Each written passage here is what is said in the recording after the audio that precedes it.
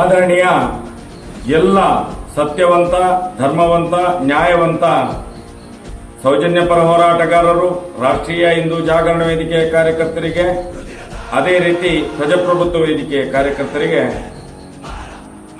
ಇವತ್ತು ಸೌಜನ್ಯನ ಹೋರಾಟ ಮತ್ತು ಆ ಧರ್ಮಸ್ಥಳ ಗ್ರಾಮದಲ್ಲಿ ಅದೆಷ್ಟೋ ಆತ್ಮಗಳ ಮೌನ ಇವತ್ತು ಜಗತ್ತಿನ ನಿದ್ದೆ ಕೆಡಿಸುವಂತಹ ಒಂದು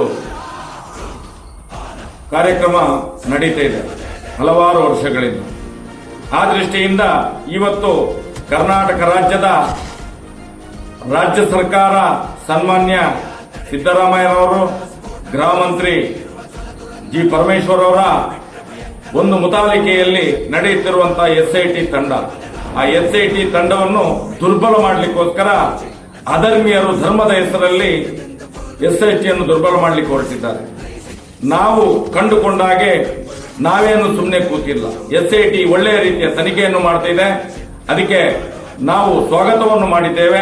ಆ ದೃಷ್ಟಿಯಿಂದ ಇವತ್ತು ಅವರ ಮನಸ್ಸನ್ನು ಹಾಳು ಮಾಡುವಂತಹ ಒಂದು ದುಷ್ಟ ಶಕ್ತಿಗಳ ಹುನ್ನಾರವನ್ನು ಮೆಟ್ಟಿ ನಿಲ್ಲಕ್ಕೋಸ್ಕರ ಆ SITಗೆ ಒಂದು ಪ್ರಬಲವಾದ ಶಕ್ತಿಯನ್ನು ಕೊಡಬೇಕು. ನಾವು ಕೂಡ ರಾಜ್ಯಾದ್ಯಂತ ಒಂದು ಕರೆಯನ್ನು ಕೊಡಲಿಕ್ಕೆ ನಾನು ಇಚ್ಛೆ ಪಡ್ತೇನೆ.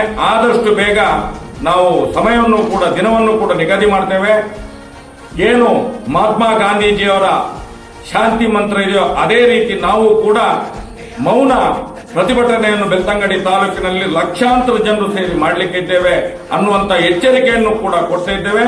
ಅದರ ಒಟ್ಟಿಗೆ ನಾಳೆಲ್ಲ ನಾಳೆ 16ನೇ ತಾರೀಕು 17ನೇ ತಾರೀಕು ಬರುವಂತಹ ಸಂಕ್ರಮಣದ ದಿವಸ ಎಲ್ಲ ಸೌಜನ್ಯ ಪರ ಹೋರಾಟಗಾರರು ಸಂಕ್ರಮಣದ ದಿವಸ ಎಲ್ಲ ಮಠ ಮಂದಿರಗಳಲ್ಲಿ, ದೈವಸ್ಥಾನಗಳಲ್ಲಿ ದೇವರ ಹತ್ರ ಪ್ರಾರ್ಥನೆ, ದೈವಗಳಲ್ಲಿ ಪ್ರಾರ್ಥನೆ ಮಾಡಿ ಈ ಒಂದು ಹೋರಾಟಕ್ಕೆ ಶಕ್ತಿಯನ್ನು ತುಂಬಬೇಕು. SIT ಅಧಿಕಾರಿಗಳಿಗೆ ಸತ್ಯದ ಪರ ಹೋರಾಟ ಮಾಡುವಂತ ಒಂದು ಚಿತ್ತವನ್ನು ನೀಡಬೇಕು ಅನ್ನುವಂತ ದೃಷ್ಟಿಯಿಂದ ಪ್ರಾರ್ಥನೆಯನ್ನು ಮಾಡಬೇಕು ಅಂತ ಹೇಳಿ ಕಳಕಳಿಯ ವಿನಂತಿಯನ್ನು ಮಾಡ್ತಾ ಇದ್ದೇನೆ.